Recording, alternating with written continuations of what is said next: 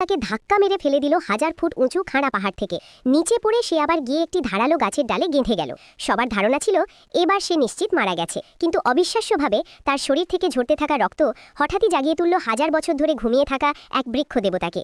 মেয়েটির রক্তে প্রাণ পেয়ে বৃক্ষ দেবতা তার জীবন বাঁচানোর উপকার শোধ করতে নিজের শক্তি দিয়ে তাকে মৃত্যুর মুখ থেকে ফিরিয়ে আনল। এমনকি নিজের 1000 বছরের সাধনার শক্তিও তাকে দিয়ে দিল, যাতে সে ফিরে গিয়ে নিজের পরিবারের কাছে ন্যায় বিচার আদায় করে নিতে পারে। ধন্যবাদ তোমাকে। আমাদের চুক্তি মনে রেখো, তোমার শরীর কিন্তু আমার। এরপর মেয়েটি নতুন পোশাক পরে আবার ফিরে গেল সেই দুঃখ ভরা বাড়িতে, সৎমা আর বোনের বিরুদ্ধে প্রতিশোধ নিতে। কয়েকজন দেহরক্ষী তাকে আটকাতে চাইল, কিন্তু ফল হলো মেয়েটি সেকেন্ডের মধ্যেই 10-12 জন দেহরক্ষীকে মাটিতে ফেলে দিল। দেহরক্ষীদের দলনেতা ভয়ে প্রস্রাব করে দিল এবং পালাতে চাইল, কিন্তু মেয়েটির শক্তি দিয়ে কৌশলে তার গলা ধরে ফেলল এবং মুহূর্তেই তাকে কবরে পাঠিয়ে দিল। এদিকে অন্য ঘরে ছোট বোন খবর পেল সে ফিরে এসেছে। ঠিক তখনই মেয়েটি একটি ছাতা হাতে হেঁটে ভেতরে ঢুকল। এই দৃশ্য দেখে ছোট বোনের গলা শুকিয়ে গেল, কারণ